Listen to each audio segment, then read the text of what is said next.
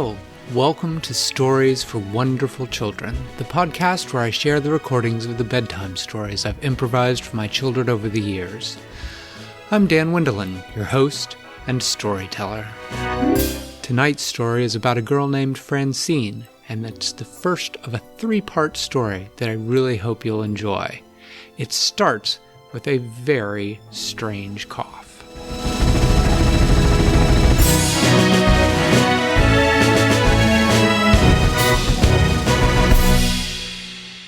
Once upon a time, there was a girl named Francine. Francine was, as far as anyone knew, a perfectly ordinary little girl. She went to a school like all the other kids her age.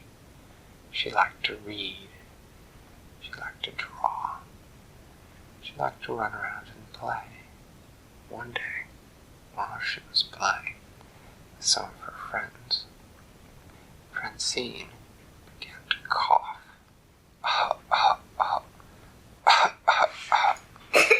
She felt like there was a tickle in her throat, and her friends were all looking at her, thinking, I wonder if she breathed in something wrong.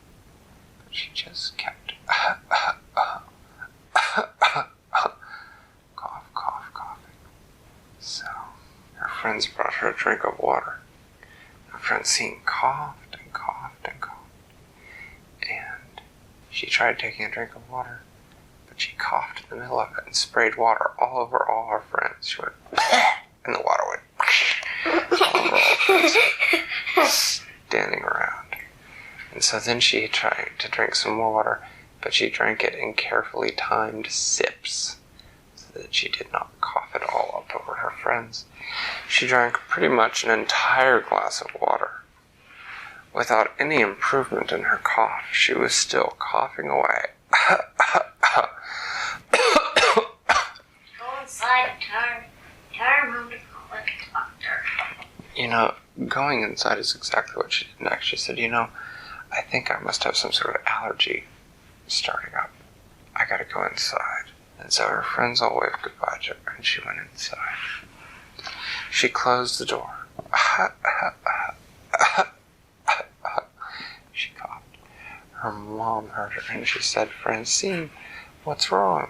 And Francine said, I don't know, Mom. I just can't stop coughing. Well, her mother thought that perhaps some honey would help. So she went and she got a spoonful of honey, and Francine ate it. And it was sweet, and it was soothing her throat on its way down. And she stopped coughing for 1, 2, 3, 4, 5. So the honey helped a little, but she went right back to coughing. Her mommy called the doctor, and they said that they couldn't make an appointment for the next day. So Francine coughed all that afternoon while she did her homework. She coughed through dinner, taking small bites so she could have it swallowed before the next cough came. She didn't eat much dinner because she kept eating spoonfuls of honey for those 5 blessed cough-free seconds. 1, 2, 3, 4, 5. Francine went to bed that night, and it took her a long time to go to sleep because she was coughing.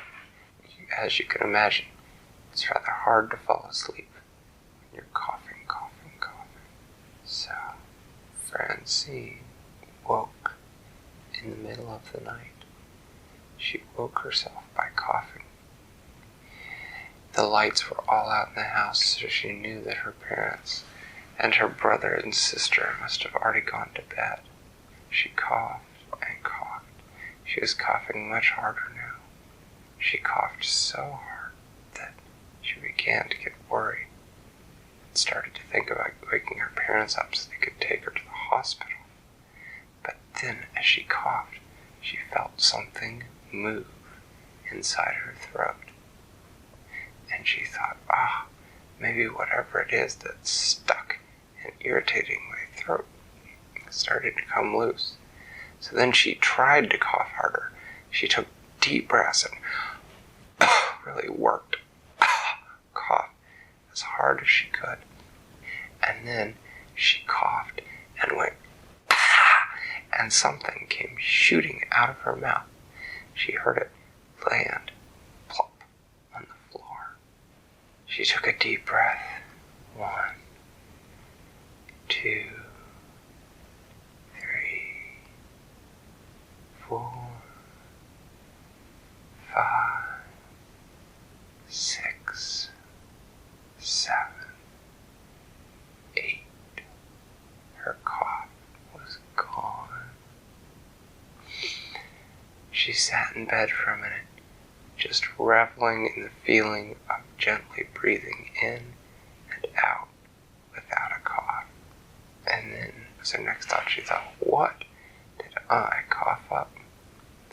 So she turned on her bedstand light, and she looked down at the floor to see if she could see where the whatever it was. But whatever it was.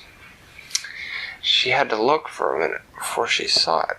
Sitting there in the middle of the floor was a small, very, very bright blue frog. Oh no, Francine thought, I had a frog in my throat? How did a frog get in my throat? She looked at the frog. The frog looked at her. Hello, said Francine. Ribbit, said the frog. Francine said, I've never had a frog in my throat before. The frog just stared at her. And then Francine, on a whim, popped out of bed and kissed the frog. And instantly there was a puff of smoke, and the frog was gone. And sitting there where the frog had been was a small fairy dressed all in bright blue. The fairy bowed and said, Thank you, Francine. She said, But you have set me free. My name is Sapphira, and one day soon you will have need of me. When you need me, we'll be there. And then the fairy disappeared in a puff of smoke. Next I will tell you about when Francine needed Sapphira, and if she came as she had promised, what happened.